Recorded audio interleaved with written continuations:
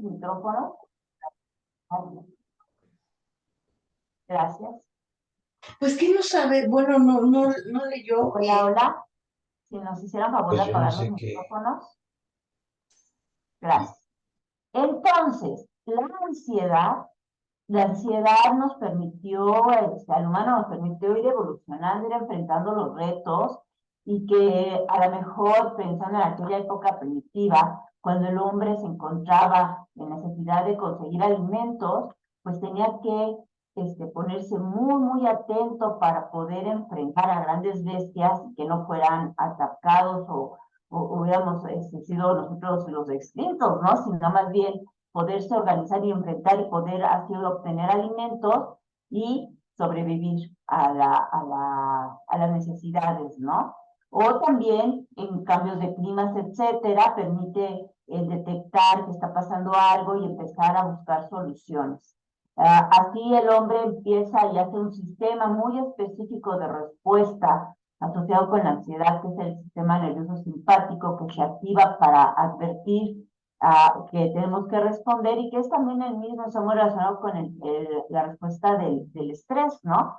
Entonces, ante determinadas situaciones, el organismo se pone en alerta, responde y nos permite enfrentar situaciones diversas y salir adelante y sobrevivir al medio, ¿no? Así, por ejemplo, también ahora en la vida cotidiana, pues cuando un alumno va a presentar un examen, es natural que presente tantita ansiedad y eso le permite enfocar mejor la atención, mantener mejor, recordar mejor los elementos que estudió, etcétera, y dar un mejor desempeño. O cuando alguien va a dar una clase, necesita también cierto nivel de ansiedad para poderse mantener enfocado en la tarea y llegar a objetivos.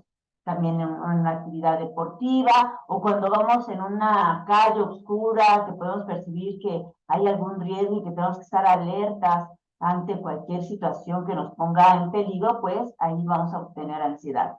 También, por ejemplo, en un evento agradable, como puede ser que se case una persona, el ser novio, novia y casarse, ¿no? O una sorpresa en un evento, en una fiesta, etcétera. Finalmente es una respuesta que nos permite echar a mano de nuestras capacidades para poder enfrentar las diferentes circunstancias y así tener nosotros la tranquilidad de salir avantes de las condiciones, ¿no? Un médico, un cirujano va a requerir cierto nivel de ansiedad para poder hacer de manera adecuada una cirugía, por ejemplo, de corazón, y así, poco a poco, pues la ansiedad se va a manifestar en cada uno de nosotros. Las respuestas fisiológicas relacionadas con la ansiedad, pero ya con una ansiedad más elevada, van a ser taquicardia, sudoración, tensión muscular, sequedad de boca, ruborizarse, la visión se agudiza y aumento en la presión sanguínea. Esto puede ser relativamente sano y necesario en algunas condiciones, no así en todas, ¿no? O sea, no necesariamente tendrían que estar presentes todas estas, y no para todas las cosas que presentamos, estos niveles de respuesta fisiológica están necesariamente relacionados con la ansiedad, el nivel de ansiedad que debemos estar manifestando ante dicha circunstancia. Entonces, aquí el punto es que la ansiedad es como un volumen que de repente hay que ajustar y poner de acuerdo a las circunstancias para que nos permita afrontar las cosas de manera efectiva y no que de repente sea demasiado el volumen, demasiada la respuesta fisiológica cuando no se requiere tanto nivel de ansiedad y que esto no se esté activando este sistema de manera innecesaria ante circunstancias que no lo ameritan, ¿no? Entonces, la ansiedad es totalmente adecuada, esperada en determinadas circunstancias, pero el ritmo de vida actual nos puede estar llevando a manejar niveles de ansiedad elevados de manera constante y eso estar afectando nuestro botón de regulación y de repente hay personas que responden ya o que ya mantienen niveles de ansiedad constantemente elevados y ya incluso los viven como normales, ¿no? Lo que pueden estar acostumbrados es a sentir ansiedad, no relajación. Me dicen que se escucha con eco, híjole, No sé, díganme si sigue así, pero la verdad es que no sabría si se pudiera Pues se resolver por... escucha bien, doctora, se entiende bien. Ah, No sé, ok, Verónica, si a lo mejor tengas audífonos y puedas mejorar tu experiencia de audio. gracias, gracias. Así, en el caso específico de los niñas, niños y adolescentes, hay que tomar en cuenta que la ansiedad pues también es parte del propio desarrollo sano de los niños. Entonces, hay miedos, los miedos y la ansiedad son frecuentes en la infancia y en la adolescencia, y dependiendo de cada etapa del desarrollo, vamos a esperar diferentes manifestaciones de estos, ¿no?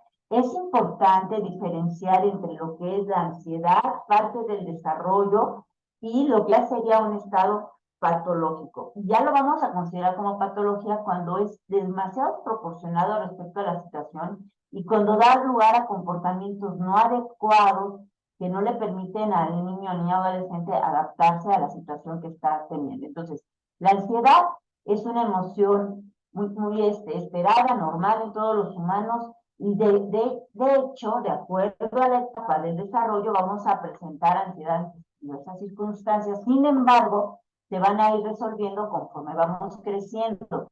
De repente, en alguno de los pequeños, pequeñas, encontramos que hubiera algunos síntomas, hay que ver qué tanto corresponden a la edad y qué tanto, aunque corresponden a la edad, están siendo demasiado desproporcionados y o ya se mantuvieron por largo tiempo y la intensidad y las conductas que están manifestando ya no corresponden tanto a lo esperado para ese momento de su desarrollo, ¿no? La ansiedad adaptativa es una ansiedad que le va a permitir estarse presente, preocuparse por cosas que van a estar de manera inmediata, y cuando se desaparezca va a tender a ceder. Sin embargo, cuando veamos que se está presentando ya con pensamientos de que algo va a pasar, con una percepción inapropiada de la realidad, viendo demasiadas situaciones de riesgo, minimizando las capacidades que tiene la persona y restringiendo su autonomía, ya ahí nosotros vamos a empezar a darnos cuenta de que esta ansiedad tal vez ya no está siendo una ansiedad adecuada y puede estar poniendo en riesgo a la persona que lo está sufriendo. Entonces, veamos cuáles serían algunos de los miedos que podrían estar presentes en los niños de acuerdo a su edad, de acuerdo a la etapa de desarrollo, y para poder empezar a hacer una diferencia entre ansiedad normal o lo que ya estaríamos esperando como una ansiedad patológica, ¿no? Veamos.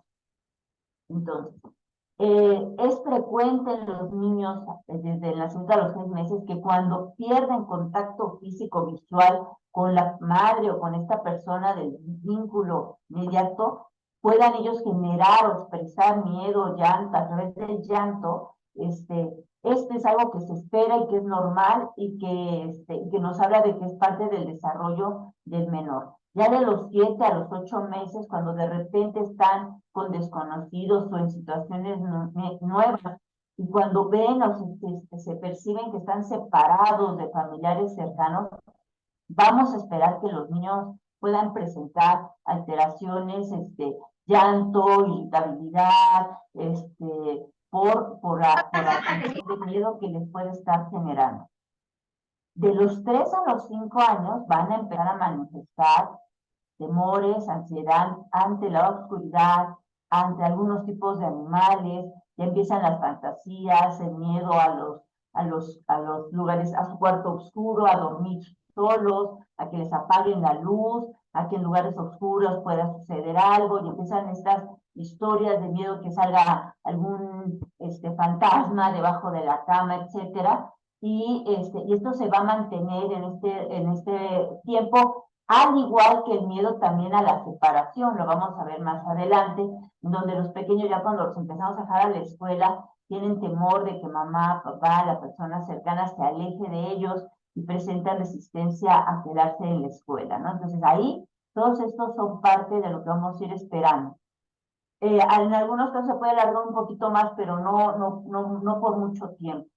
Luego de los 6 a los 11 años ya los niños van a empezar a tener ansiedad ante miedo, ante enfermarse, a que a algunos de sus padres les pase algo, que entren ladrones, que sean que puedan tener algún tipo de castigo. Ya los miedos ya van a ser un poco más centrados en aspectos ya de la realidad de la vida cotidiana, como perderse, como que en algún momento sus padres les pudieran suceder algo en la calle, etcétera, y van a empezar a expresar este temor, esta necesidad de saber que los padres están bien, etcétera. Esto puede darse en este rango de 6 a 11 años. Ya de los 12 a los 18, pues aquí los miedos van a ser más relacionados con los aspectos sociales y de autoaceptación, ¿no? El hecho de verse bien, de ser aceptado, o más bien temor a no ser aceptado en algunos grupos, en sus grupos de pares, el miedo a hacer el ridículo, a fallar, a exponer y no hacerlo bien, etcétera, pueden estar mucho más presentes en este punto que tiene que ver más con las cosas que hacen o con elementos ya de la personalidad, ¿no? Al exponerse ante circunstancias sociales y que no sean de todo aceptados. Ahí va a estar este tipo de miedos y también lo vamos a estar viendo de manera constante en los adolescentes, ¿no? Cuando nosotros ya vamos a empezar a hablar sobre trastornos de ansiedad en niñas, niños y adolescentes, pues bueno, primero iniciaremos con qué son los trastornos de ansiedad. Para empezar, tienen como síntoma principal una ansiedad intensa y persistente, ¿no? Se mantiene a lo largo del tiempo y es de un nivel mayor, de un volumen mayor al que esperaríamos o al que tenemos la gente en general. Las personas que lo padecen se ven afectados en varios aspectos de su vida y empiezan a tener algo que es muy importante detectar, que son conductas de evitación antes de determinadas situaciones o cosas. A esto se suma el que ellos muchas veces empiezan a generar pensamientos cuya característica es un pensamiento de tipo catastrófico, algo va mal, algo malo va a pasar, o también un nivel muy elevado de exigencia personal para lograr hacer las cosas de manera adecuada, ¿no? Entonces, ya vamos a notar que los trastornos de ansiedad van a tener como estas características que van a empezar a mermar la calidad de vida del individuo y que empieza a verse mucho más notorio conforme a su grupo de pares, ¿no? Que empieza a ser más evidente en cuanto a la convivencia cotidiana con los demás.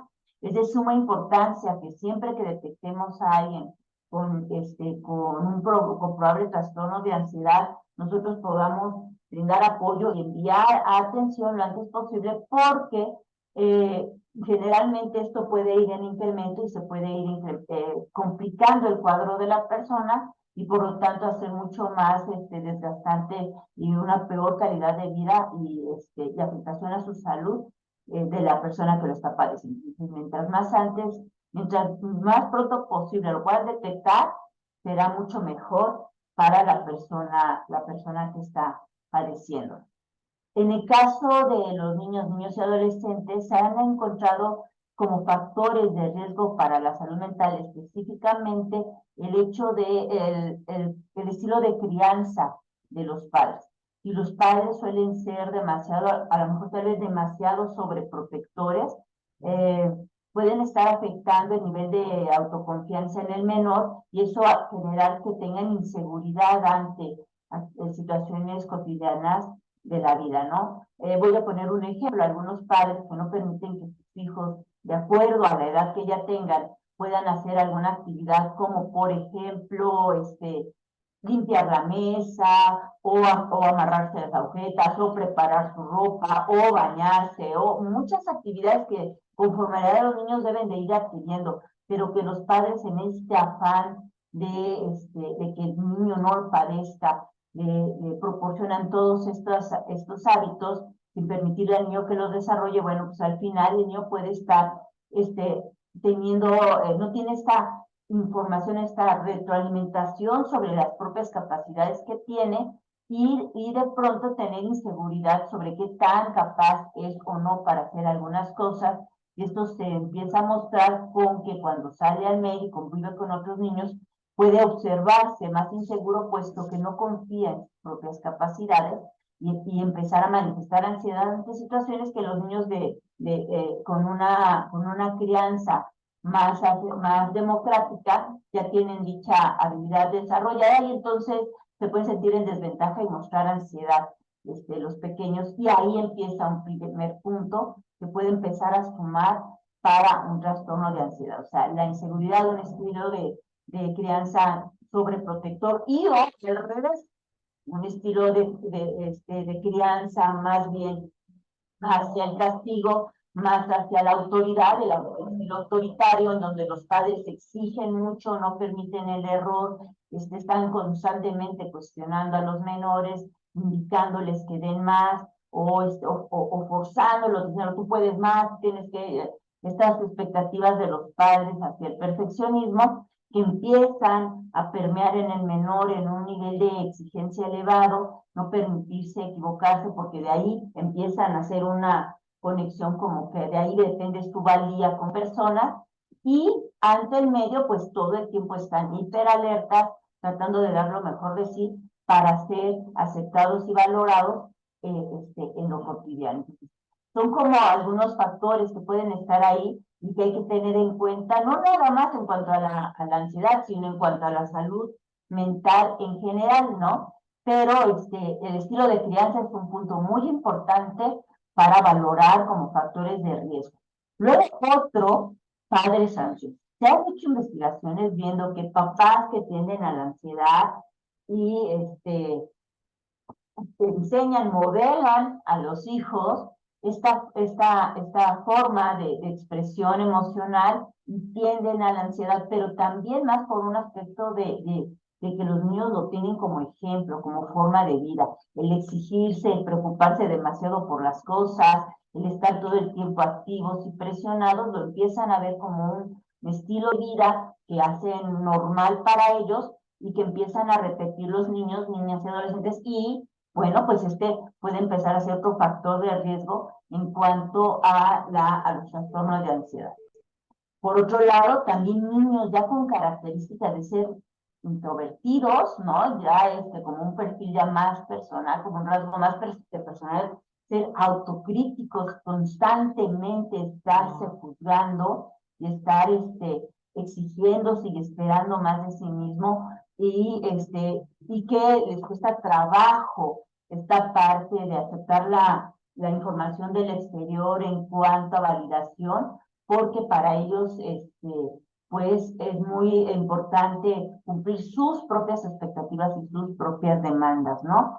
Otro factor de riesgo es la alta sensibilidad a los acontecimientos del entorno, sobre todo niños, niñas, adolescentes que viven en ambientes con demasiada violencia, con aspectos de delincuencia, droga, con este tipo de riesgos en su entorno y que se están normalizando, y que además como parte de esto la población o la comunidad tiene estas señales de estar alertas y en desconfianza, pues bueno, también los hace muy sensibles a las situaciones del medio, muy alertas a las situaciones del medio y muy reactivos a este tipo de situaciones estresantes de la vida cotidiana. Bueno, desgraciadamente ya es más de la vida cotidiana, ¿no?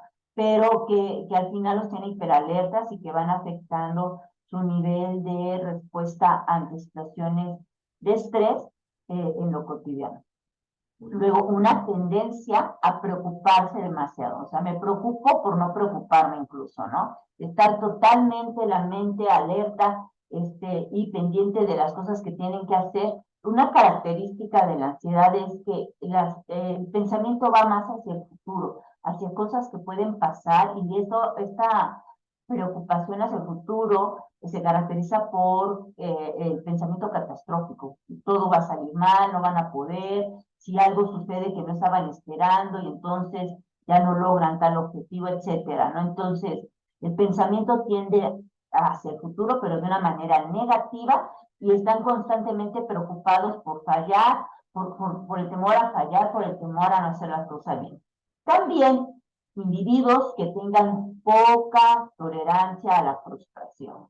que no toleran el no, que no toleran la parte de no poder hacer algo y que todo el tiempo están demandando y que no se les cumplan algunos elementos. Entonces, se angustian demasiado por obtener cosas de manera inmediata, gratificante de manera inmediata, y cuando no se cumple esto, entran en enojo, en ansiedad, desesperación por obtener algo que querían, ¿no? Entonces, estos factores se van sumando y pueden entonces ser un buen caldo de cultivo para que la persona tenga algún trastorno de salud mental y específicamente algunos trastornos de ansiedad, ¿no? A edades tempranas.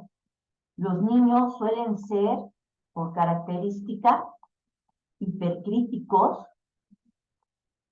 Generalmente el niño ansioso es un niño que no reconoce los recursos que tiene para enfrentar al medio.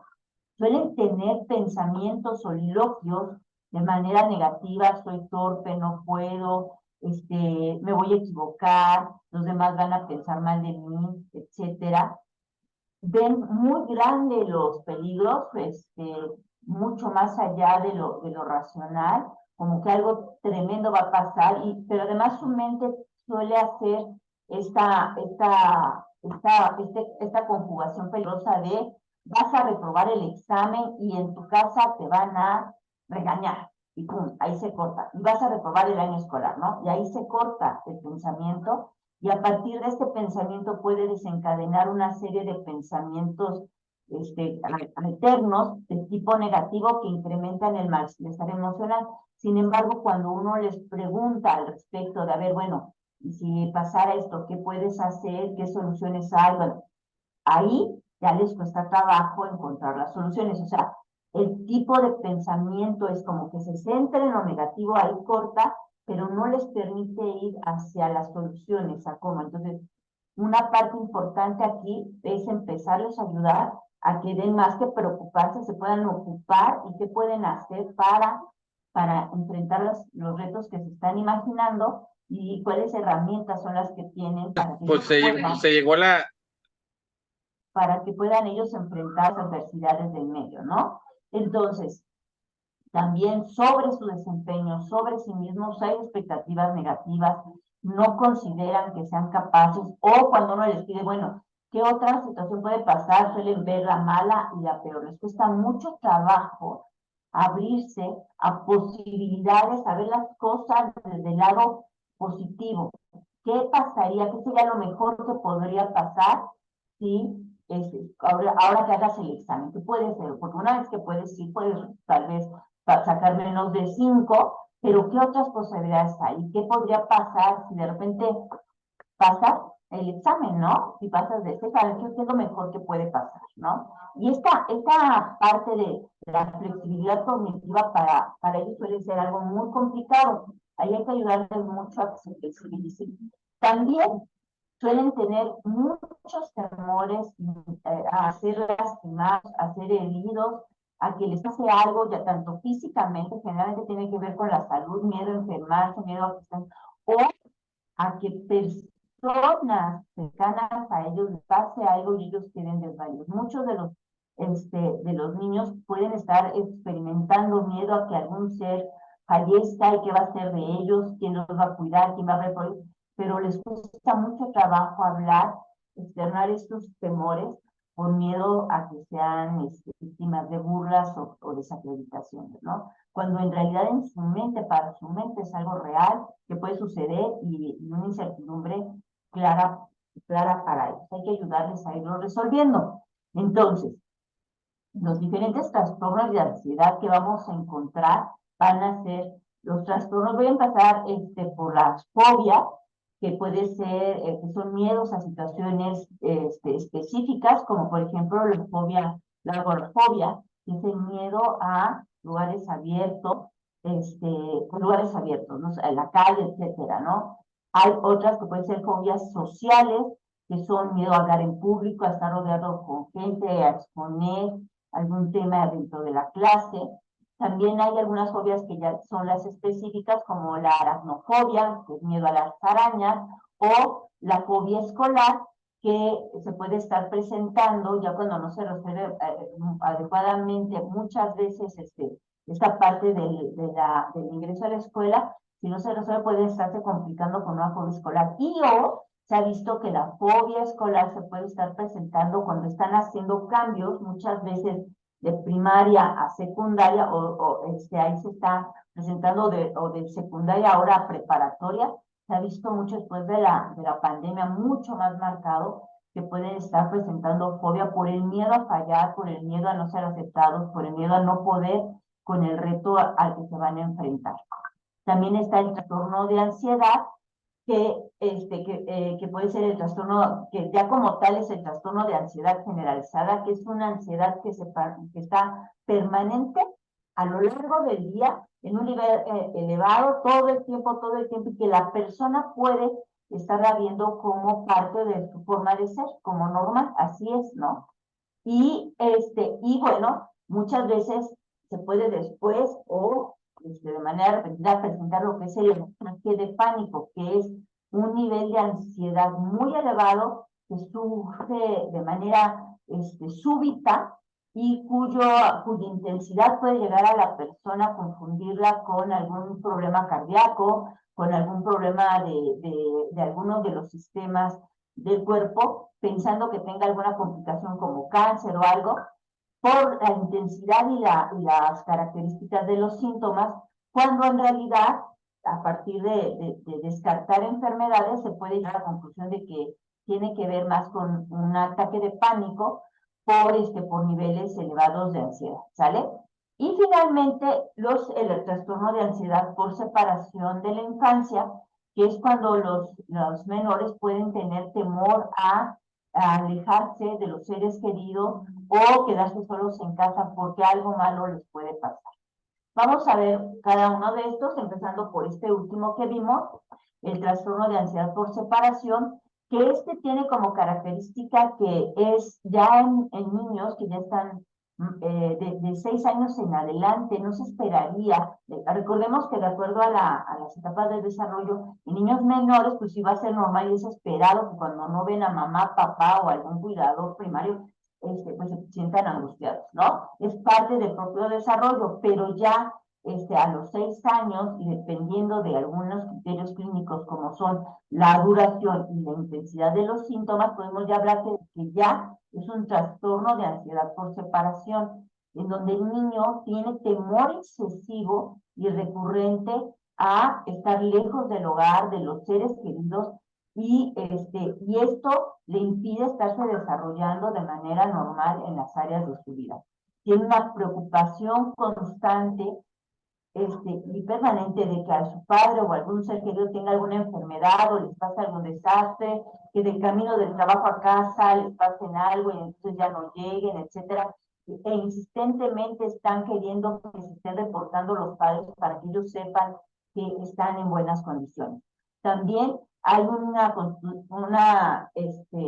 temor constante a que ellos se pierdan, les sean secuestrados, se metan a su casa, les hagan algo, etcétera, y esto les empieza a afectar en su estado de ánimo y demandan todo el tiempo no quedarse solo en casa, estar en una situación de seguridad, están hipervigilantes de la seguridad en casa. Hay una resistencia o un rechazo a dormir fuera del hogar, a menos que esté mamá, papá o cuidador principal cerca. De otra manera, ellos no aceptan estar pernoctando en otro lugar que no sea su casa. Reportan generalmente tener pesadillas, dormir mal, nos ven que al despertar el sueño no ha sido reparador, hay agotamiento, y pueden también estar presentando síntomas físicos como dolores de cabeza, de estómago o problemas gástricos cuando se acerca el momento de separación del ser querido, ¿no? Incluso pueden llegar a presentar vómito, mareos fuertes por el temor o la angustia de sentir que se están separando del lugar o de la persona en la cual se sienten en seguridad. Aquí es importante con este tipo de menores atender, ayudarles a que poco a poco vayan recobrando la confianza y la autonomía, buscando que ellos vayan ampliando sus tiempos de tolerancia a quedarse solos o a enfrentar la situación que les está generando ansiedad, y que ellos puedan ir, sobre todo hay que irles reconociendo cómo van logrando superar sus miedos y cómo van enfrentando positivamente todas las temores que se les están presentando. Hay que buscar que no generen dependencia con algunos objetos. Algunas veces traen una cobija o algo y esto les genera, entre comillas, cierta seguridad. Sin embargo, poco a poco hay que írselo retirando y que ellos vayan dándose cuenta de qué elementos internos les están a ellos permitiendo enfrentar las cosas de manera efectiva y enfrentar las ausencias, ¿no? Ejemplo, ¿de qué te diste cuenta hoy que lograste permanecer más la escuela aunque no estuvo tu mamá, ¿no? Ah, pues me di cuenta de que si yo me distraigo y que si yo estoy haciendo algunas otras actividades, si yo me pongo a dibujar, eso me ayuda, me siento menos ansioso y me facilita mantenerme. O sea, es importante ayudar al menor a que sea consciente de los elementos y las fortalezas que tiene internas y que le permite ir enfrentando estos temores a quedarse sin esta figura de seguridad. También hay que ayudar a ver con los propios padres cuáles son estos temores que ellos mismos transmiten ante las situaciones, ¿no? Cómo ellos expresan algunos mensajes, pensando que el menor no está escuchando, no está poniendo atención, pero que al final pueden estar transmitiendo un punto ahí de inseguridad al menor, y que tal vez ellos mismos, los papás, mandan este mensaje sobre la conducta, sobre los miedos que tiene el menor, fortaleciéndolos, ¿no? Entonces, hay que tener mucha comunicación con los padres y ver ellos qué han hecho al respecto, de qué manera pudieran en casa estar mandando algunos mensajes que estén fortaleciendo estos miedos. Hay que reducir en los niños, en lo posible, asistencias innecesarias externas, ¿no? Que esté ahí la mamá fuera de la escuela, de repente, al principio puede funcionar muy bien en las escuelas el apoyo, el que estén ahí para que los niños estén más tranquilos, pero esto no puede durar todo el ciclo escolar. Hay que ayudarles a que poco a poco ellos puedan irse alejando y que ellos lo más pronto posible puedan enfrentar el temor hacia la situación de separación. Miren, en este punto me voy a detener para aclarar algo. Con respecto a la ansiedad, los estudios, las investigaciones nos han mostrado que puede verse dos caminos. Uno, y que lo vamos a ver aquí en esta sesión, puede ser a través de estrategias que ayuden a que los menores puedan tener recursos y que poco a poco ellos vayan enfrentando las situaciones que les generan ansiedad, como de manera paulatina, como si fueran por escalones, empezando por el paso más sencillo y poco a poco ir avanzando. Pero este avance tiene que ser constante, ¿no? No es largo, es constante, poco a poco ir avanzando más y más, hasta que el niño logra una adaptación y una desensibilización a lo que le daba ansiedad, se va y logra adaptarse al medio. Ese es un camino, y ese camino pues es muy amable y hasta, como diría, como muy apapachado. Pero hay otro que también se ha visto que es muy efectivo, pero es un poquito más intenso. Y consiste en hacer que el menor enfrente de manera súbita esa situación de miedo, ¿no? O de ansiedad. Y que al hacerlo, el mismo organismo, por fisiología, desarrolle la parte de ya normalizar los síntomas, y a partir de normalizarlos, se pueda el individuo dar cuenta que no pasa nada y que puede enfrentar la situación que le está generando miedo o fobia, ¿sí? Y así, esto es algo, digamos, es implosivo, es de golpe, para que el menor pueda adaptarse más rápido. Esta forma es muy efectiva, pero es muy intensa y sufren bastante, ¿no? Es bastante intenso la respuesta, sin embargo, también suele ser efectiva.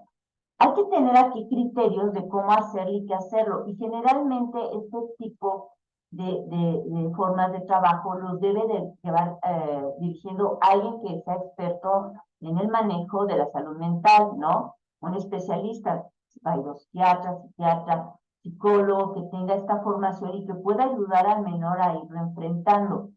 Yo recomendaría que en algunos casos, por ejemplo, en el caso de la ansiedad de separación, pueden ir a hacerse esto paulatinamente, hacer un plan como muy paulatino, pero sí, por ejemplo, lo vamos a ver más adelante, la fobia escolar es importante que ayuden al personal de salud mental desde las escuelas a que cuando está presentando fobia escolar, si el manejo sea mucho más directo para evitar que la fobia se haga más grande y se haga más complejo el manejo, ¿no?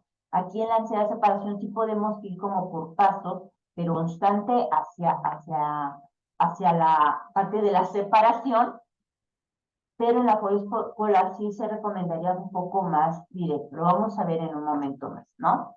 Hasta aquí no sé si esto está clara cómo va la situación en el manejo en cuanto a la ansiedad de separación, etcétera. ¿No? ¿Todo No bien? A tenemos ver, preguntas en el chat todavía, pero bueno, recuerden que también está este recurso. Si alguien quiere ir escribiendo, les damos voz. yo no veo, en el chat no veo preguntas, ¿o sí hay preguntas? No No, las veo. no Ok, hay ninguna todavía. vale. Entonces, quisiera que tuviéramos en cuenta esto y a ustedes me puedan ir haciendo preguntas en el chat, ya lo puse, Creo que ¿no? no como pipito con leche. Ok. Muy bien, ahora vamos a ver. ¿Qué es una fobia? Bueno, la fobia es un miedo irracional ante situaciones que han sido asociadas como peligrosas, ¿no?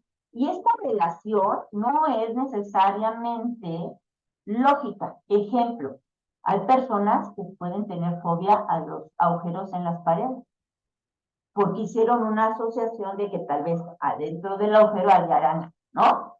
Tienen miedo que entonces ven un agujero y piensan, me va a salir una araña o un animal me va a picar. Entonces, la fobia tiene la característica, uno, de ser irracional. Es un pensamiento irracional. Ante una situación que se asoció como peligrosa, pero que no per se es peligrosa. Pero la mente la detectó como esto es peligroso y hay que cuidarse, ¿no? Entonces, pone una señal de hiperta ante esas condiciones. Y además, la mente se vuelve extremadamente atenta para detectar si hay algún riesgo, ¿no? Suele ser, entonces, por ejemplo, llega una persona que tiene fobia a los agujeros en las paredes, y puede llegar, te los digo porque conocí un caso, que llegaba la persona y detectaba rápidamente si había paredes sin agujeros y cuáles sí tenían agujeros, y dependiendo de eso se sentaba, ¿no? Entonces, obviamente, buscaba el lugar, sentarse en el lugar en donde no hubiera agujeros, ¿no? Pero era algo que se hacía automáticamente, la mayoría de los demás no nos dábamos cuenta, a menos que supieran que ya no se había hecho, una agujero, ¿no? Pero en general puede ser algo que los demás ni siquiera notan, pero que la persona es consciente de que tiene ese miedo y hace rápidamente un sondeo para ver seguridad. Suele ser la respuesta, en una fobia suele ser la respuesta demasiado proporcionada e intensa y suele interferir en la vida cotidiana del individuo. Entonces, hay personas que por fobia, por ejemplo,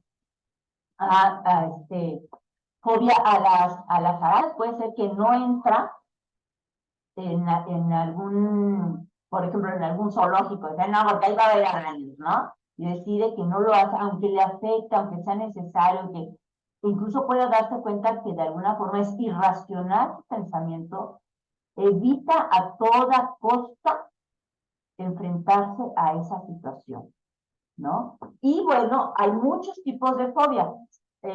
Algunas ya son muy conocidas, como el miedo a los exteriores o el miedo a las arañas, ¿no? Pero hay otros tipos que no son tan cotidianos, como el que les comentaba yo, el miedo a los agujeros, o algunos aspectos en especial, y bueno, tiene muchas formas de presentarse, y lo importante aquí es que la persona, a partir de esto, presenta alteraciones en su vida cotidiana, porque evita todo aquello que tenga que ver o que asocia su mente, aunque no tenga relación, con que pueda haber ahí el estímulo fóbico, ¿sí? Lo va a estar evitando.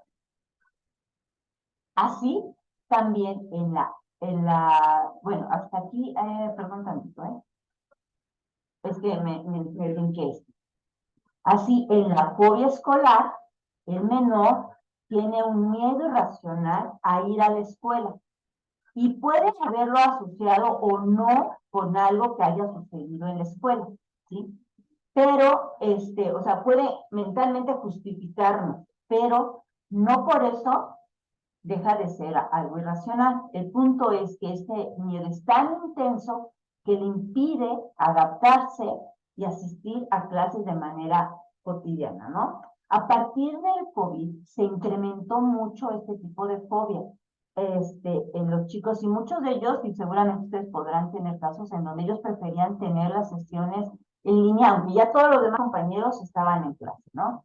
Ya trabajando de manera, en la secretaría, ya trabajando con ellos, lo que hemos observado es que tienen mucha inseguridad ante cómo se van a desempeñar ellos, o si son capaces de ir y de enfrentar los retos, exámenes, participaciones, cumplir con tareas, etcétera. Como hay de fondo un autoconcepto disminuido, principalmente centrado en incapacidad de lograr y cumplir los requerimientos que se dan de manera general en la escuela, ¿no?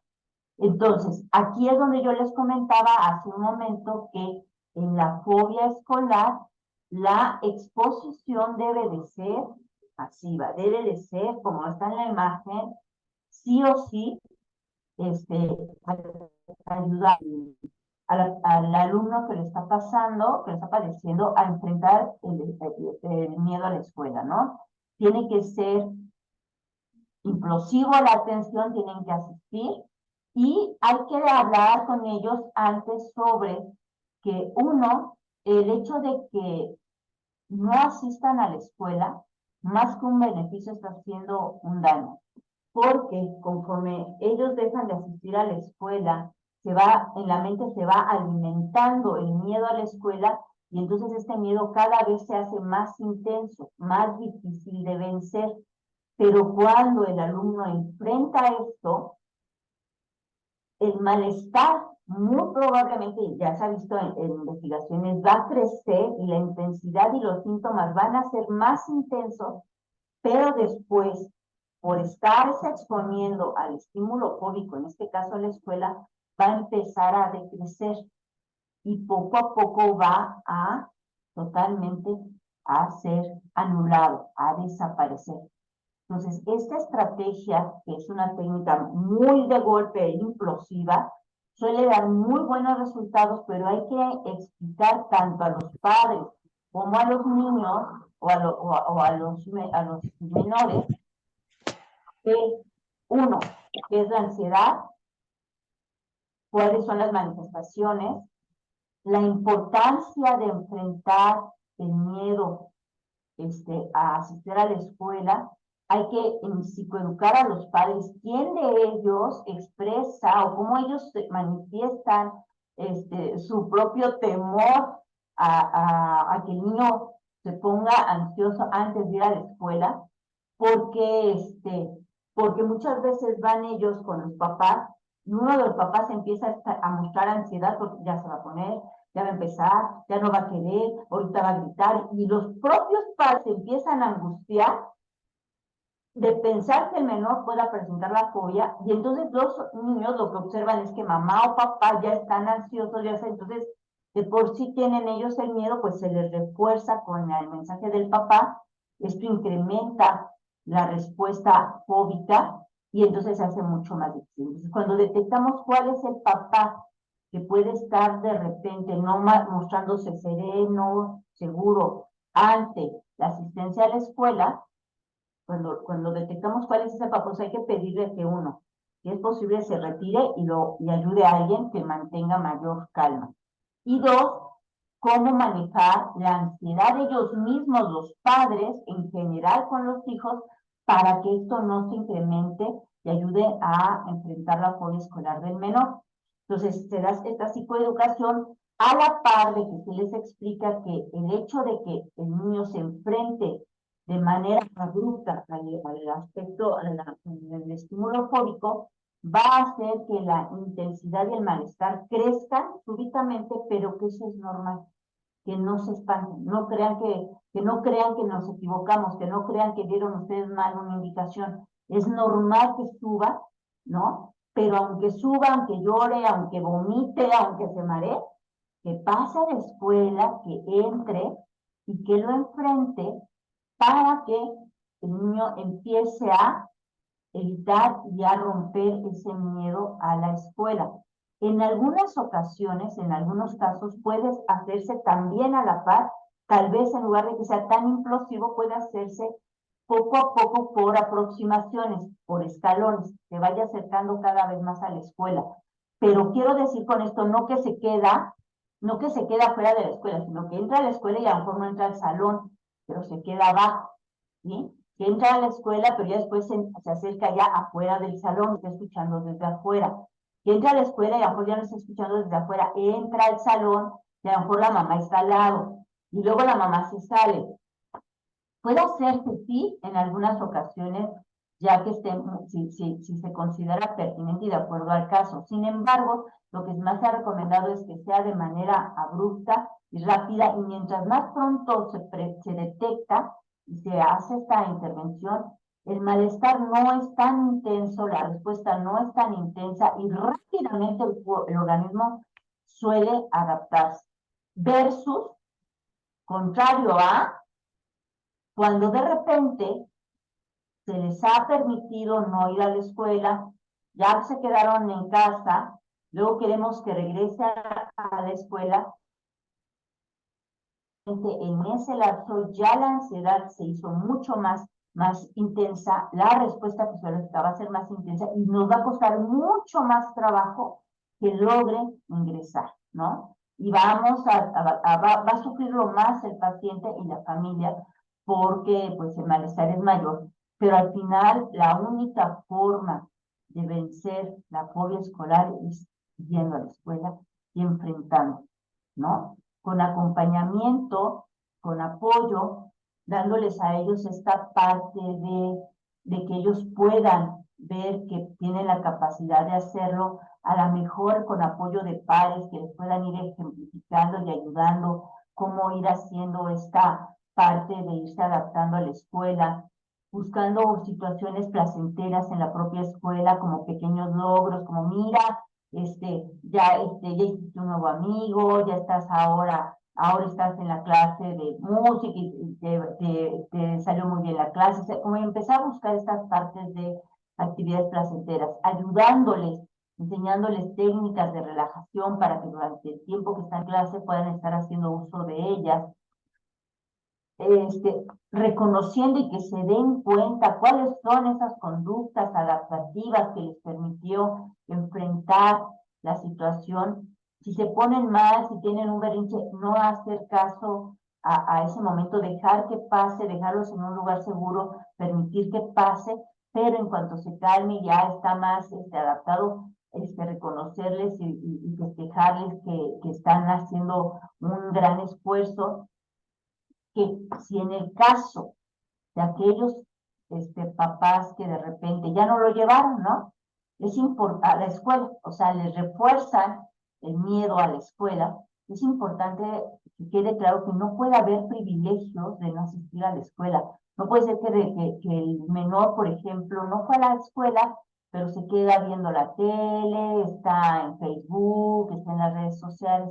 Entonces, obviamente va a encontrar muchos más beneficios de no asistir a la escuela, cosas gratificantes a corto plazo, que yendo a la escuela. Entonces, ese tipo de mensajes hay que cortarlos y más bien al revés, que tengan más responsabilidades, que estén más activos, que se levanten a la misma hora, pero que hagan las cosas de tal forma que no haya una ganancia secundaria por el hecho de no haber asistido a la escuela. Entonces, yo quiero hacer énfasis en esto porque ahorita es muy frecuente encontrar pequeños con fobia escolar, a jóvenes ya a nivel bachillerato con fobia escolar, y el manejo adecuado de verdad ayuda muchísimo para que no se complique el cuadro y no les sea mucho más doloroso hacerlo. Obviamente, muchas veces estos planes de tratamiento no van solos, casi siempre van acompañados con un psicofármaco que ya indica el profesional de la salud mental, que ayuda para que el menor pueda enfrentar esta ansiedad de una manera más y con los síntomas menos intensos. Entonces, eso también ayuda, es importantísimo el tratamiento multidisciplinario y que estén ya con un adecuado seguimiento por parte del personal de salud mental para que puedan ir enfrentando sus fobias. Ahora, si me regreso. En el caso de los adolescentes, aparte de la fobia escolar, también pueden estar presentando ansiedad social. Esto, como veíamos hace rato, puede ser también parte del mismo proceso de la edad. Sin embargo, ya cuando está muy marcado y les está impidiendo a ellos llevar una vida, adaptarse al medio, llevar una vida igual que los demás de su edad, ya podemos hablar de que esa ansiedad ya no es la normal, la propia del desarrollo del adolescente, sino tal vez se está haciendo se está complicando con una ansiedad social. Y va a ser la característica es un miedo intenso y persistente ante situaciones sociales o a ser el centro de atención, y no se limita específicamente a un lugar o a un tiempo determinado, no es en todos los aspectos. O sea, tienen temor de hablar cuando hay mucha gente, ¿no? Tienen temor a que no nada más es en una materia en la que tienen temor de exponer, sino es en todas, les da miedo de dar algún punto. En grupos, están sus grupos conviviendo y ellos tienen esta dificultad de integrarse a algún grupo y prefieren permanecer aislados. Casi siempre buscan sentarse en el salón, en el lugar más escondido, donde no sean vistos, donde no sean tomados en cuenta. Algunos pacientes me refieren que les da mucha ansiedad saludar, ¿no? El simple hecho de llegar y saludar a los demás del salón. Entonces, suelen ser más bien introvertidos, llegan como queriendo ser invisibles y se meten y se sientan lejos en donde no los puedan ver y no se vean obligados a saludar, a participar. Entonces, tienen este perfil como perfil bajo, como tratar de pasar inadvertidos por miedo a que que alguien tenga contacto con ellos, ¿no? Ellos tienen pensamientos de tipo catastróficos sobre lo que los demás piensan que los demás son mejores que ellos, ¿no? Que pueden hacer mejor las cosas, incluso se cuestionan así de cómo hay personas que fácilmente pueden estar hablando, y yo cuando estoy con las personas no sé qué hablar, no sé qué decir, no sé mantener una conversación agradable. De repente digo hola y el otro me dice hola y ahora qué tengo que decir, ¿no? O cómo voy a llegar y decir hola, y cómo tengo ese amigo que llega y a cualquiera le habla y con todos. Entonces tienen estos referentes en donde los demás son mejores y ellos no lo son tanto, están muy lejos de serlo, ¿no? Van a estar pendientes de cómo hacen las cosas, ¿no? Están con una hiperatentos y son muy críticos de cómo ellos hacen las cosas. Consideran que es difícil que ellos agraden a los demás. Se consideran de hecho, algún paciente, recuerdo ahorita que hacía un comentario así como si él fuera alguien gris, ¿no? Los demás no ven, los demás son muy alegres, pero él fue alguien gris y no es agradable y los demás lo van a rechazar. Y pueden tener pensamientos como soy raro, no soy normal, ¿no? Los demás me van a despreciar, se van a burlar de mí, tienen mucho temor a ser rechazado, por hacer el ridículo, por no hacer las cosas bien, ¿no? También hay un temor muy marcado a hacer el ridículo y que los demás se burlen de ellos, ¿no? La forma de afrontamiento suele ser la evitación o conductas agresivas o hostiles. Entonces, muchas veces la forma de protegerse es que llegan y ellos son groseros, intolerantes con los demás para que los demás ya de entrada se alejen y ya no se vean ellos expuestos a tener que convivir, ¿no? Entonces, es curioso porque ellos hacen esta conducta muchas veces no es del todo consciente y alejan a los demás. Y entonces confirman que estos pensamientos que estábamos viendo acá, de no soy agradable, ¿no? Pues, se alejan los demás, es que sí, se alejan de mí porque no soy agradable, pero no se dan cuenta que muchas veces es esta forma que ellos a veces de manera inconsciente tienen de ser para alejar a los demás y que de esa manera se sientan protegidos, ¿no? Bien, ahora vamos a ver el que puede ser muy común encontrar, que es el trastorno de ansiedad generalizada. Como habíamos visto al principio, la ansiedad es algo esperado, pero en un volumen adecuado. Vamos a ver aquí en este cuadro cuándo es funcional y cuándo ya no es una ansiedad sana, ya puede empezar a afectar de manera importante la salud. Entonces, una ansiedad funcional anticipa escenarios, pero no se apanica por los escenarios. O sea, bueno, anticipa de hoy, mañana tengo que estudiar para el examen, o mañana voy a tener que entregar ese trabajo, etcétera. Y esto puede generar una ansiedad anticipatoria sana que nos pone activos y que nos lleva a actuar y a prepararnos para el siguiente día, ¿no? Suele esta ansiedad cotejar los datos y percibe cambios en el medio ambiente y en nuestro cuerpo, ¿no? Entonces, puede ser como esta parte de esta interacción es dinámica y puede irse adaptando al ambiente, no está todo el tiempo encendida, sino va viendo y de acuerdo a las circunstancias se va regulando, ¿no? Va subiendo, va bajando, se va adaptando.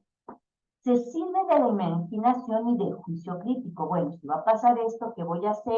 Y tiene esta flexibilidad de ver las opciones para enfrentar situaciones que requieran mayor nivel de atención. Suele, por lo tanto, planear alternativas, tienen buena solución de problemas y pueden llegar a conclusiones sanas a partir de sus acciones. Ah, bueno, hice esto, si me resultó, excelente, etcétera. Y pueden ellos tener como esta conciencia de, me ayudó a llevar notas, esto me funcionó, etcétera. Tienen este juicio mucho más claro de qué cosas les son efectivas para adaptarse a las circunstancias.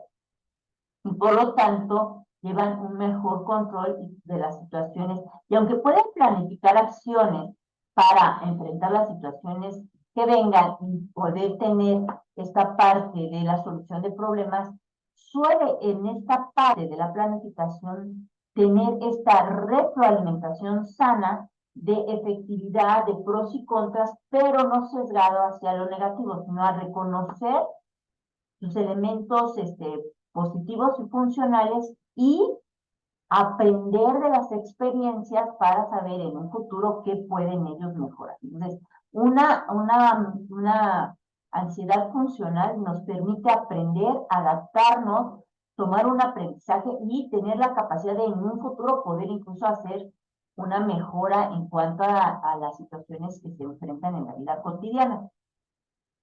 Pero en la ansiedad no sana hay este pensamiento como la lavadora que da vueltas, solamente da vueltas, vueltas, vueltas, sobrepiensan las preocupaciones. La persona con ansiedad generalizada todo el tiempo se está preocupando por algo. ¿Sí? Esa es una característica muy importante.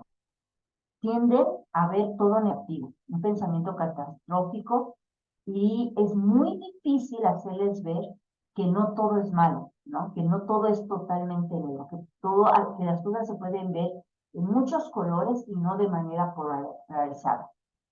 Se centran mucho en los detalles e ideas negativos de modo excesivo, ¿no? Entonces, dicen, no, es que yo la vez pasada, uno le puede preguntar, oye, la vez pasada cuando hiciste el examen, tú pensaste que te iba a ir mal y mira, sacaste 10, que puedes darte cuenta en esta ocasión, otra vez estás con el temor del examen, que puedes observar, no, es que la vez pasada ese examen fue diferente porque A, B, C, D, y yo realmente no estaba preparada, pero y empiezan a minimizar sus logros y la mente tiene la capacidad de enfocarse en los aspectos negativos de lo que hicieron para que de esta manera ellos tengan mayor certeza de que no son capaces de hacer eso.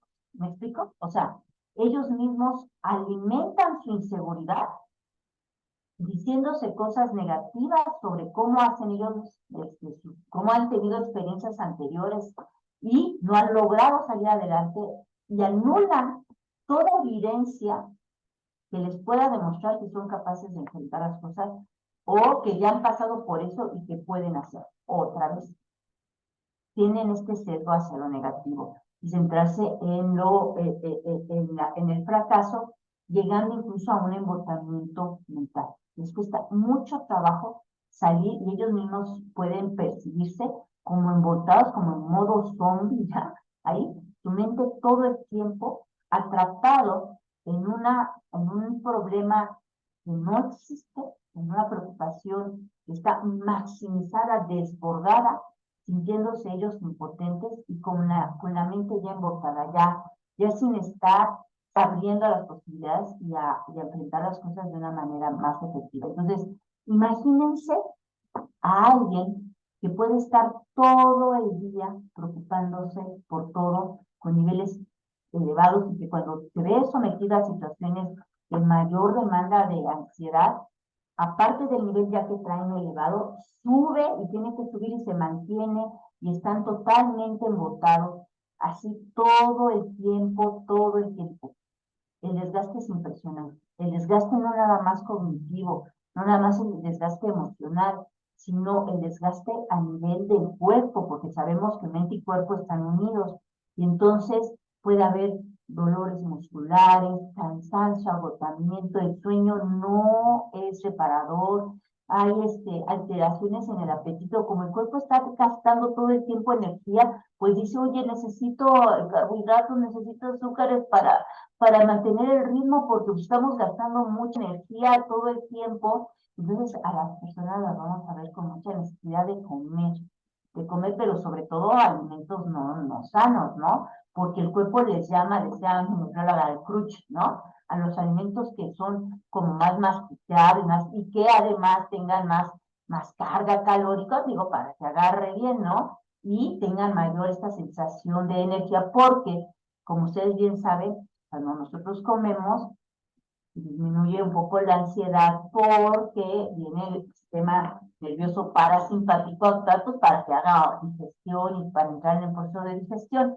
Entonces, medio bajan la ansiedad, pero no la bajan, obviamente, a niveles sanos, sino se mantiene elevada y siguen comiendo y siguen en esta parte de una forma de afrontamiento inadecuada de la ansiedad. ¿Sí? ¿Estamos bien? ¿Hasta aquí todo bien?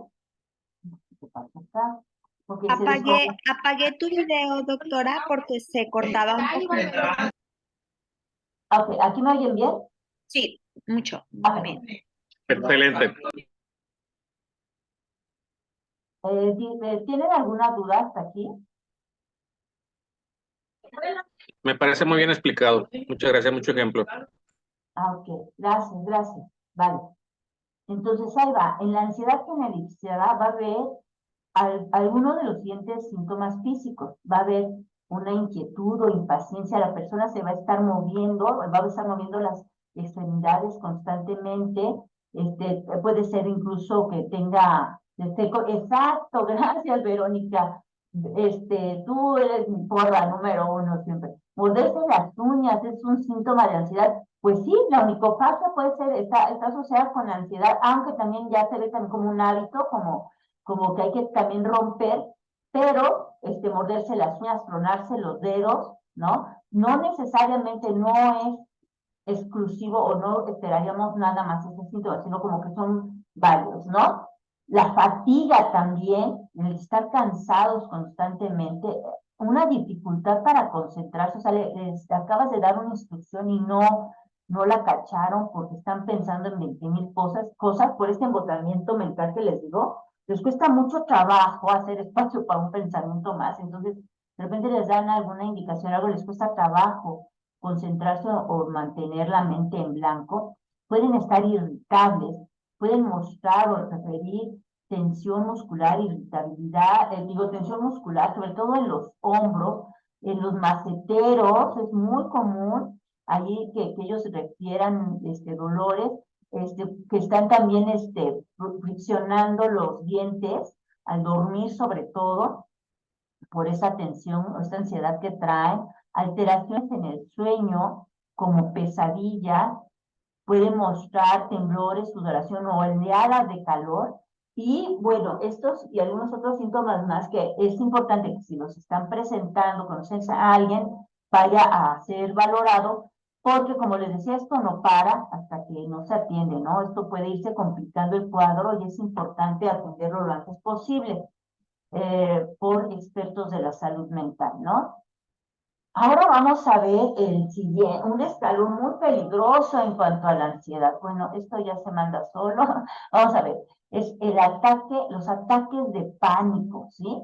Los ataques de pánico es una activación del sistema nervioso simpático de manera súbita, intensa, así como cuando se va uno, ya ven cuando han subido ustedes a alguna montaña rusa o estos juegos, o el ratón loco y demás, que ya están hasta arriba y de repente los dejan caer y no hay forma de detener la respuesta fisiológica cuando estamos en un juego mecánico de estos. ¿Sí lo han alguna vez experimentado? A ver, pónganme si sí o si no.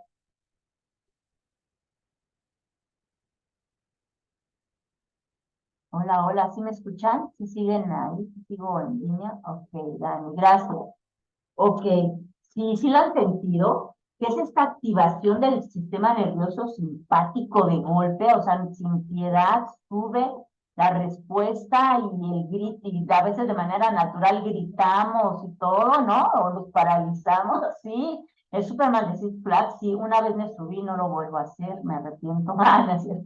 Pero la verdad es que sí, es ese tipo de experiencias, ya ves cuando vas subiendo, ¿no? Que vas subiendo, tú vas viendo cómo vas alejándote del suelo y de repente cae. Bueno, obviamente ahí es voluntario y uno sufre porque quiere, ¿no? En este tipo de juegos mecánicos y suele ser algo divertido y a veces hasta desestresante. Sin embargo, cuando hablamos de ataques de pánico, no tiene de divertido nada, es horrible. Las personas entran en una activación del sistema nervioso simpático impresionante y hay una percepción de que de muerte súbita, de que algo terrible va a pasar en ese momento. Casi siempre es de muerte inminente, muerte súbita, y está relacionado con una serie de pensamientos y de respuestas fisiológicas de golpe, ¿sí? Que la persona puede incluso sentirse que está perdiendo la razón, que se está volviendo loco, y las personas alrededor, por más que quieran ayudarle, muchas veces no ayudan y se pueden estar sintiendo mucho peor, ¿no?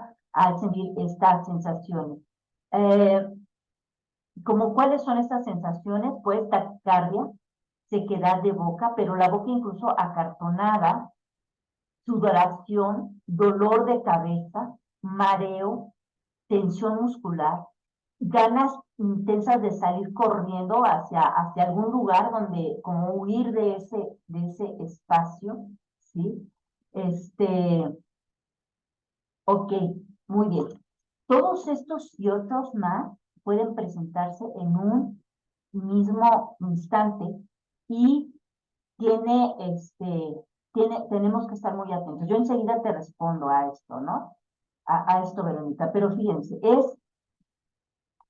y esto tiene que ver con que, bueno, acá está, perdón, aquí están los síntomas, opresión en el pecho, los están viendo, ¿no? Todos estos de manera simultánea, en un mismo momento. Sin embargo, yo quiero decir algo que es muy importante entender. Cuando sucede un ataque de pánico, se está activando el sistema nervioso simpático, que es el sistema de alerta, que también se activa cuando estamos muy estresados, pero aquí se activa de golpe todo y es intensa la respuesta. Pero ojo con esto, porque el sistema, nuestro cuerpo no puede aguantar mucho tiempo en este estado. Es un desgaste impresionante de energía y nuestro cuerpo como que hace esta respuesta para que la persona, entre comillas, se ponga a salvo de algo que obviamente no está pasando, ¿no? O sea, se activó, ¿no? Y lo que hay que hacer nosotros en ese punto es, uno, ayudarles a que se pongan en un lugar seguro, que se sienten, que estén cómodos, que estén, que se sienten. Dos, yo comentaba hace rato con la doctora Dani Videgaray, de verdad, yo le digo a las personas con ataques de pánico, con un ataque de pánico flojito y cooperando. Si quieren controlar el ataque, lo único que están haciendo es incrementar la respuesta ansiosa y por lo tanto los síntomas se van a incrementar. ¿Por qué? Porque recordemos que la ansiedad es una emoción que sirve ¿para qué? Para responder, para estar atentos ante situaciones que requieren de una respuesta rápida. ¿Recuerda? O sea, la emoción es necesaria para una respuesta eficaz y rápida ante una situación X, no buena o mala, sino ante una situación. Ahora imagínense a alguien que tiene un ataque de pánico y quiere calmarse, está pidiendo a sí mismo cálmate, entonces está requiriendo poner ansiedad para calmarse, ¿me explico? Entonces le suma ansiedad a la ansiedad y esto se hace mucho más complejo. Por lo tanto, el flojito cooperando quiere decir, ya le dio el ataque, ya le dio, no se le va a quitar, tiene que esperar a que pase, se tiene que sentar.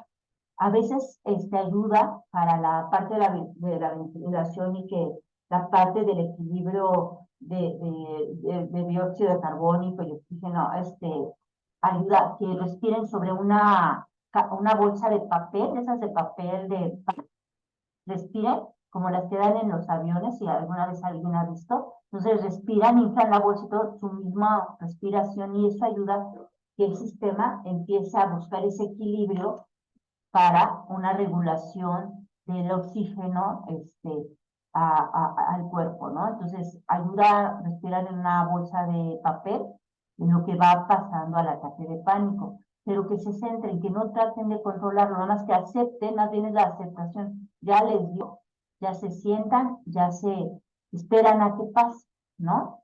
Y, pues mira, puede ser, no sé, lo que pasa es que el alcohol, a lo mejor aquí si hay médicos me pueden ayudar, pero en general no es por per se el alcohol, sino que el alcohol como que genera un estímulo intenso, que como de reacción al organismo, de sacar de foco de atención hacia los síntomas, y puede, sí, claro, ayudar a que se vayan relajando. Y a lo mejor es la percepción de que por el mismo estímulo del olor del alcohol empiece. Ok, ahorita vemos, ¿sale? Deme un momento para que no. Entonces, ejercicios de respiración, sí, Leti, pero ojo, la respiración diafragmática, siempre y cuando ya la hayan practicado antes y ya tengan ellos cierta experiencia sobre el manejo. ¿Por qué? Porque si en ese momento la hacen y no están tan acostumbrados, pueden más bien nuevamente entrar en desesperación, ¿sí? Empezarse a esperar y manejarlo inadecuadamente. La diferencia entre el estrés y la ansiedad. El estrés es una respuesta fisiológica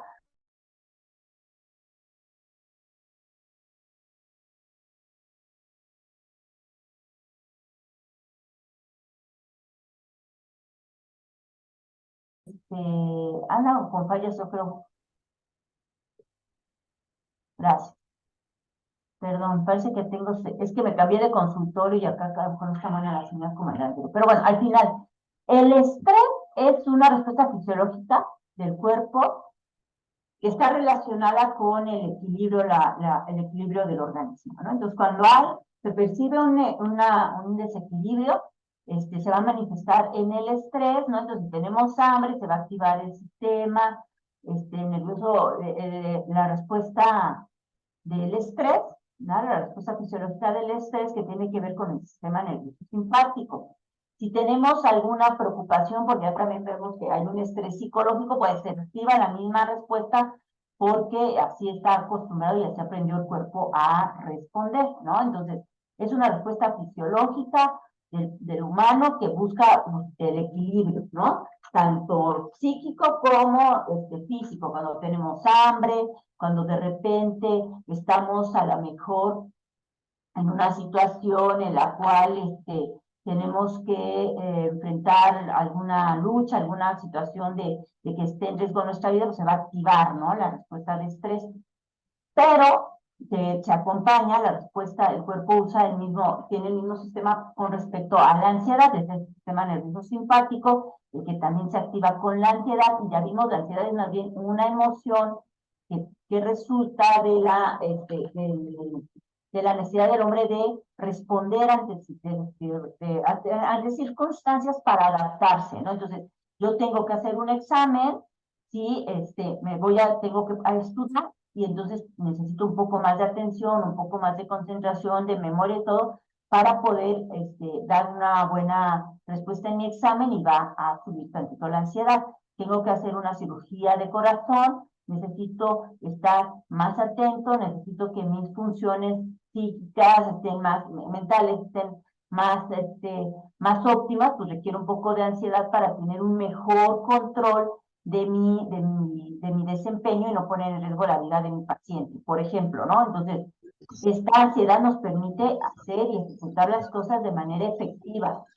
En el estrés es más bien, bueno, el cuerpo está recibiendo una situación, una señal de riesgo y estamos estresados en esta condición porque nos pone en peligro y entonces hay que activarnos, hay que huir rápidamente antes de que nos coma el león, ¿no? Por ejemplo, ¿sale, vale? Entonces son el mismo sistema, pero causas diferentes por las cuales se activa, ¿sale? Y acá, en este caso, muchas veces a mayor estrés, mayor riesgo, no muchas veces, un factor de riesgo para los trastornos de salud mentales, niveles de estrés elevados, y bueno, ya imagínense, aparte en la ansiedad, el mismo sistema se activa, pues se hace muy complicado la parte de mantener una adecuada salud de la persona cuando está presentando este tipo de trastornos, ¿sale y vale? Bueno, creo que como siempre me está ganando el tiempo, ¿verdad, doctora Dani? Pero me apuro. Entonces tenemos una ansiedad que es funcional, que se activa para, por ejemplo, aquí el bombero apaga el fuego que está aquí y hacerlo de manera eficaz y que todo salga a la perfección. Esta es una ansiedad funcional, pero ¿cuándo no es funcional? Pues cuando se activa el mismo sistema, ¿no? Ahí están los bomberos para apagar una pequeña flama, ¿no? Y entonces es demasiada respuesta para un riesgo que ni siquiera es riesgo, ¿no? Para una valoración, para algo que no se está pidiendo, que no se requiere tanto, ¿sí? Y bueno, es que ya me perdí si había contestado todas las preguntas, pero espero que sí, ¿no? Bueno, los adolescentes, como había comentado, también se pueden preocupar en esta actualidad mucho sobre sexualidad, sobre temas del manejo de su sexualidad, temas religiosos, morales, y cómo se comparan con otros compañeros, ¿sí? Las consecuencias a largo plazo, bueno, me voy a detener aquí porque lo que pasa es que como que salí de sintonía con esto que me sacó. ¿Hasta aquí voy bien? ¿Tienen alguna duda? No, gracias, pero bueno, dice que no. Es la que me contesta, a ver si los demás también me dicen, ¿no? Va, fíjense bien. Las consecuencias a largo plazo de los trastornos de ansiedad es que obviamente todo el tiempo hay un desgaste físico y emocional. Hay afectaciones serias a nivel muscular, llegando incluso a daños musculares importantes. Puede ser un factor que contribuye de manera negativa para detonantes como la diabetes, problemas de cardiopatía, hipertensión. Va a haber alteraciones en el sueño y con esto una serie de complicaciones en cuanto a la memoria, alteraciones a nivel digestivo como lo es el colon irritable y afectaciones de manera general a la vida cotidiana Pues no nada más por el hecho de que está ansioso, sino irritable, etcétera, ¿no? En caso de requerirse, lo vuelvo a insistir, por favor, el tratamiento es multidisciplinario, hay que mandar con especialistas de la salud mental, ¿no? Y rápidamente algunas estrategias para ayudar a los alumnos en cuanto a la ansiedad. Bueno, uno, no hay que trivializar el hecho de la ansiedad. Es importante no trivializar, ¿no? Lo que está ocurriendo. Hay que escuchar a las personas que lo están padeciendo sin minimizar lo que están sintiendo. Por favor, no los juzguen, no los critiquen. Ay, eso te preocupa. Ay, de verdad, qué exageración, no es para tanto. Es importante entender que cada cabeza es un mundo y que muchas veces por eso mismo no piden ayuda, por el hecho de sentirse devaluados. Hay que ayudarlos a buscar ayuda, hay que mantenerlos informados sobre qué es la ansiedad y los tratamientos y apoyarles a enfrentar sus miedos siempre de mutuo acuerdo y sin presión. Es bueno que se sientan acompañados en estos momentos, cuando enfrentan sus miedos, y enseñarles y explicarles que lo mejor es evitar, ¿no? Que eviten evitar. Hay que ayudarles y motivarles para que mejoren su estilo de vida, puedan ellos estar haciendo actividades agradables y placenteras. Esto obviamente también para disminuir los niveles de estrés, que hagan cosas que les sean muy satisfactorias, ¿no? Ayudarles a que no maximicen los problemas, que no lo vean como con una lupa, sino que puedan valorar tanto positivamente las cosas, verlas desde un lado positivo, abrirse a las perspectivas y sin poner en riesgo, sin omitir los aspectos relevantes, pero ojo, o sea, no se trata nada más de verlo, la parte negativa de la cosa, sino ayudarlos a ver positivamente.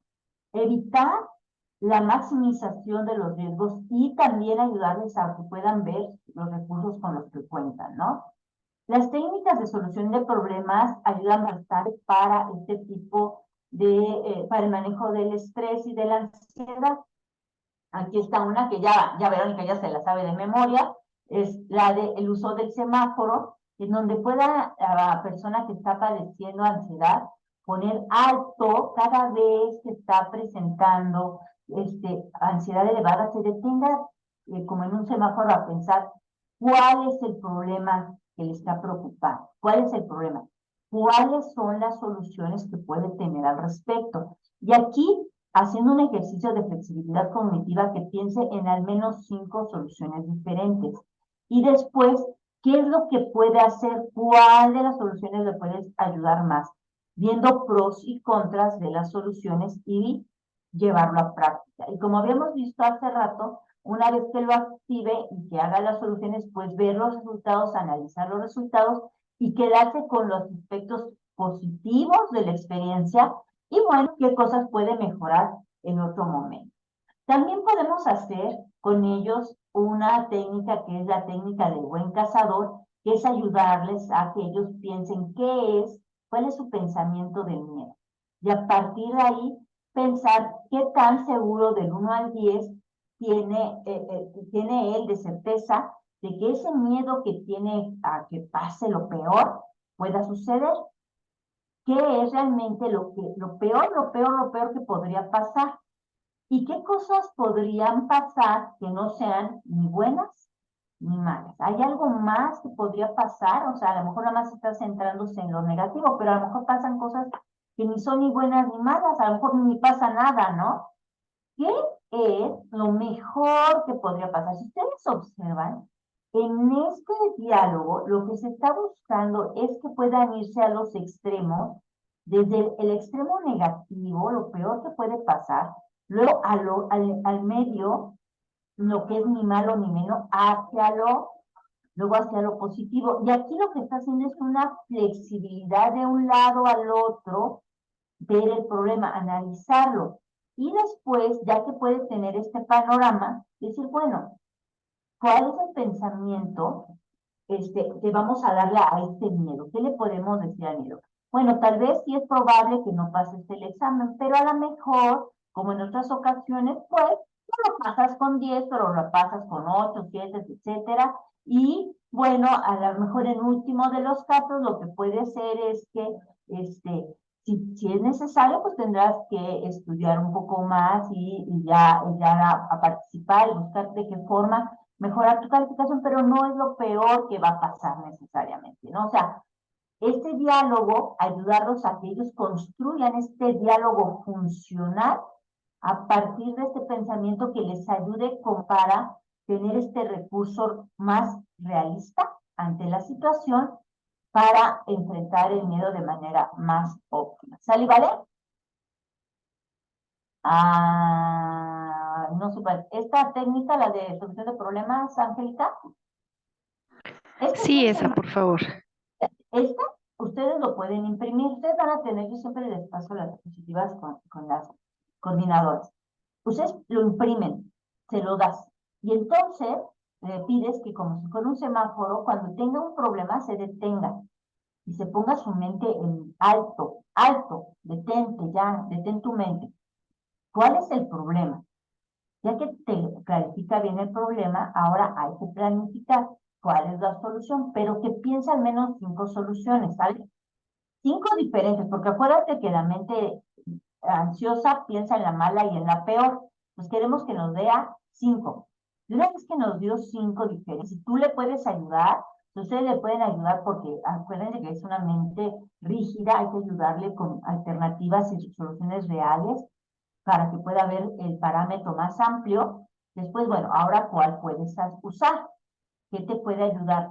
¿Qué solución vas a decidir? Y a partir de saber pros y contras para que se prepare, porque no existe la solución perfecta, ¿no? Existe la mala y existe mala, bueno, hay de todo, o sea, no hay la solución perfecta, pero lo que es bueno es que pueda contemplar los aspectos positivos de la solución, pero también contemplar que puede haber también algunos que no sean tan positivos, ¿sale? Y esa es esa técnica, ¿no? Y esta ya la comenté, la idea de esta es generar un pensamiento alterno más realista que le permita ver todo el abanico de opciones, ¿sale? Otra forma de cuestionamiento es, ¿y si pasa eso, qué armas tienes para afrontarlo? ¿Qué puedes hacer para enfrentar la situación? ¿Alguna vez te pasó antes? ¿Qué hiciste para resolverlo? ¿Cuántas veces pasó antes? ¿Cuántas veces se cumplió tu pensamiento catastrófico de que iba a pasar algo terrible y se cumplió alguna vez? ¿Cuántas? ¿Tienes una tendencia a pensar en cosas catastróficas y que no se cumplan? ¿No? Ayudarles a que se cuestionen, ¿no? También, ¿cómo dejar de pensar de forma excesiva? Pues bueno, aclarar tu cabeza escribiendo tus pensamientos, en lugar de tenerlos en la mente dando vueltas, escríbelos. No hay que darle demasiado tiempo a preocuparse, más bien a ocuparse. Hay que distraerse con otras actividades. No sé si les ha pasado cuando están muy preocupados por algo, te traba la mente, pero si empiezan a hacer algo diferente, empiezan a surgir las ideas. ¿Por qué? Pues porque ya se relajó, ya están más tranquilos y pues obviamente fluyen más las ideas. Hay que ayudarles, pregúntate si puedes cambiar lo que te preocupa, si puedes, y qué es lo que puedes hacer, ¿no? Pregúntate qué puede ir bien en lugar de qué puede ir mal. Pon las cosas en perspectiva. Recuerda que los pensamientos son solo eso, pensamientos, no son hechos, es lo que dice tu mente, pero no porque lo piense es así. Claro que sí, claro, ¿no? Pues es que las personas con personalidad controladora es más probable que presenten ansiedad. Pues sí, ¿por qué? Porque para controlar se requiere ansiedad, ¿no? Mayor atención, mayor. Eso es una falacia, es una falacia el creer que podemos tener control de las cosas. No es posible eso. Y genera mucho desgaste, no nada más hacia la ansiedad, sino también hacia la depresión. Vamos a encontrar conductas de control en personas con ansiedad y con depresión, ¿sale? Y los chicos con ansiedad tienen la idea de que, por ejemplo, sí llevan en orden todos sus materiales, sí hacen ciertas como aspectos de control, no necesariamente obsesivos, pero sí de control. Bueno, eso les va a generar más seguridad de que pueden enfrentar mejor la adversidad, ¿no? Entonces hay que detectar estas conductas controladoras, ¿no? Hay que identificar también los guiones negativos de la vida y asumir la responsabilidad para cambiarlos. Intentar dejar huecos todos los días para tareas agradables o placenteras. Hay que recuperar actividades hay que hacer actividades para recuperar energía. Tratar de no estar en el acelere, ya lo he dicho en otros momentos. Esto de trabajar bajo presión no es un don, es una complicación y pone en riesgo nuestra salud, tanto física como mental. Los pensamientos positivos también tienen un efecto positivo, tratar de ver el lado bueno de las cosas. Es importante reconocer los pensamientos agobiantes para cambiarlos por otros más racionales. Y es de humanos fallar, aceptar que nos podemos equivocar. Entonces, flexibilizarnos y ser tolerantes con que las cosas no necesariamente tienen que ser tal cual queremos y ser perfectas, ¿no? Les recomiendo mucho en general, ¿no? Pero para este tipo de pacientes o para bajar nuestro nivel de ansiedad, pues los ejercicios de conciencia plena, el trabajar a enseñar a la mente el estar en el aquí y en el ahora, y algunas frases que pueden decirle a un niño o niña o adolescente con ansiedad es, conmigo estás seguro, ¿no? Por ejemplo, cuando está en el ataque penal, estás seguro, conmigo ahorita todo esto va a pasar, es normal sentir ansiedad, vamos a caminar un rato, dibujemos qué tan grande es tu preocupación, vamos a respirar juntos, tranquilamente, pausadamente, estoy aquí cuando me necesites, déjame acompañarte hasta que estés mejor. ¿Qué quieres decirle a tu preocupación? ¿Qué te gustaría decirle, no? Es importante nunca transmitir, aunque está esta parte de conmigo estar seguro, no transmitir este mensaje de dependencia o de que él no puede estar solo o que requiere de nosotros para estar bien. Es importante tener cuidado en que este mensaje sea más bien hacia una parte de te acompaño, de acompañamiento más de que de dependencia. Siempre transmitiéndoles el mensaje de que ellos pueden, son ellos los que lo están logrando, son ellos los que tienen la capacidad de enfrentar, ¿sale? Y ayudarles en estas nuevas generaciones, hay que ayudarles a desarrollar sus habilidades sociales, haciendo como torneos y reuniones y convivencias en grupos, formas sanas, más que de competir, de convivir, motivar a los introvertidos y apartados a actividades sencillas que les permita ir tomando confianza e integrándose a los grupos, decir no al estigma para los pacientes con algún trastorno mental y las habilidades sociales que aprenden, esas no nace uno con ellos, entonces hay que enseñarles desde cómo saludar, cómo participar, cómo hacer una exposición, cómo pueden ellos hacer amigos, etcétera. Este desarrollo, a veces pensamos que per se lo van a aprender y no, hay a veces que enseñarlo de manera más directa, ¿no?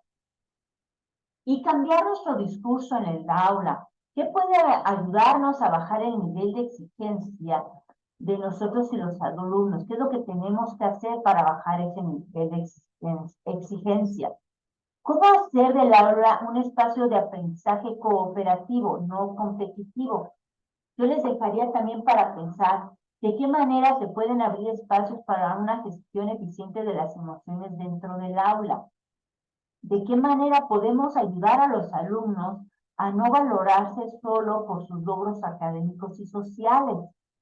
¿Cómo fortalecer a estas nuevas generaciones para incrementar su tolerancia al malestar y a la frustración? Estos son temas, son preguntas que creo que como sociedad tenemos la obligación de responder y que se las dejo aquí para que ustedes puedan ponerlas en práctica y ellos puedan desarrollar el poder de no pensar negativamente, el poder de aprender a pensar de una manera más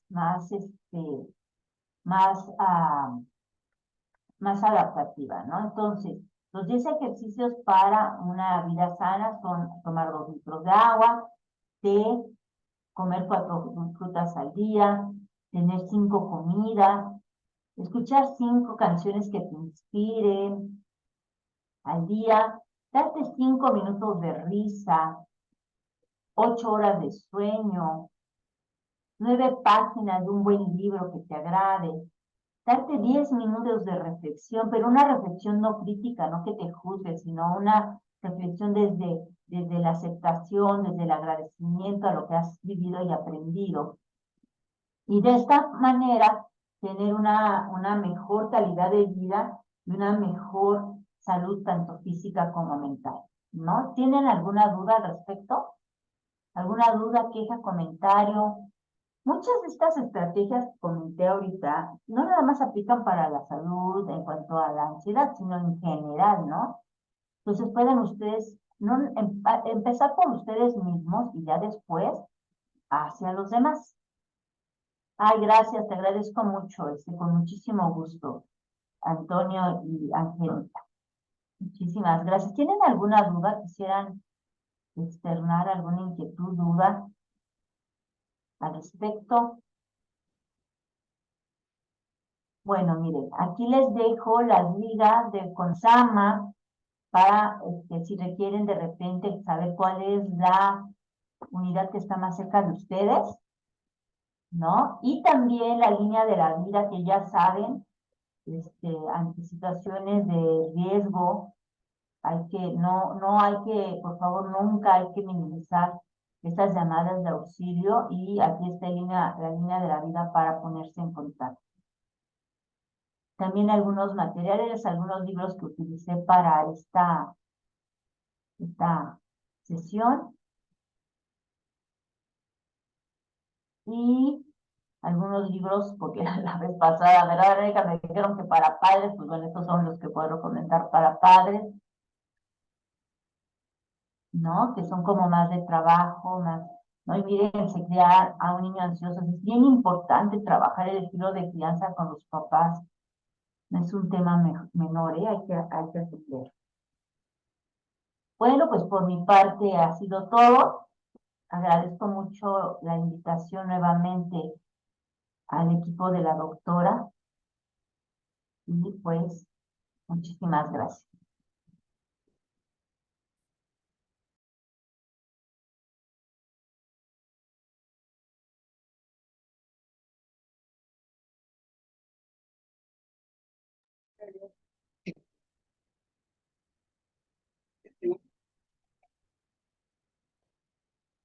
Doctora Beatriz, ¿dónde dijo que está laborando? Yo laboro, yo pertenezco al CONASAMA y estoy ahorita, bueno, trabajo en la Ciudad de México, todavía se llama Secosam Iztapalapa, próximamente ya seremos Secosama Iztapalapa, que está en la zona oriente de la ciudad, en la delegación de Iztapalapa, ahí a sus órdenes.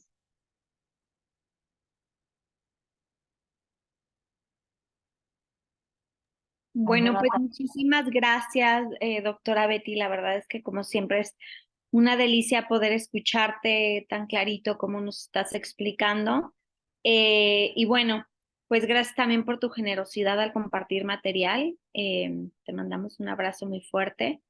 Y yo les aprovecho para recordarles que pasen su lista de asistencia, que nos compartan su cuestionario de satisfacción, por favor. Y decirles que vamos a tener una telementoría especial el día 21 de noviembre a las 11:30. Va a ser transmitida por nuestro canal de YouTube, el de Telementoría Docente 2023. Y bueno, pues esperamos que se puedan conectar. Es en conmemoración del día 19 de noviembre, que es el Día Mundial para la Prevención del Abuso Sexual Infantil.